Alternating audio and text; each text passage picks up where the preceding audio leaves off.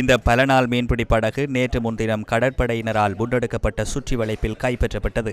குறித்த படகுக்கு உதவியாக பயணித்ததாக கூறப்படும் மற்றொரு படகும் கடற்படையினரால் கைப்பற்றப்பட்டது. கடற்படையினரால் கைப்பற்றப்பட்ட குறித்த படகுகள் திக்கோவிட்ட துறைமுகத்திற்கு இன்று முற்பகல் கொண்டுவரப்பட்டன. பிரதான படகிலிருந்து T-56 வகை துப்பாக்கிகள் 2, M-16 வகை துப்பாக்கியும் 8 கை துப்பாக்கிகளும் கைப்பற்றப்பட்டதாக கடற்படை தெரிவித்துள்ளது.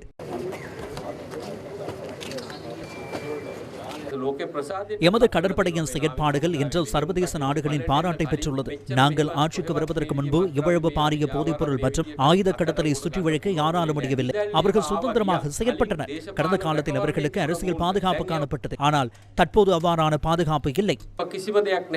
கைது செய்யப்பட்ட சந்தேக நபர்கள் போதைப்பொருள் மற்றும் ஆயுதங்கள் என்பன போலீஸ் போதைப்பொருள் ஒழிப்பு பிரிவினரிடம் ஒப்படைக்க நடவடிக்கை எடுக்கப்பட்டுள்ளது.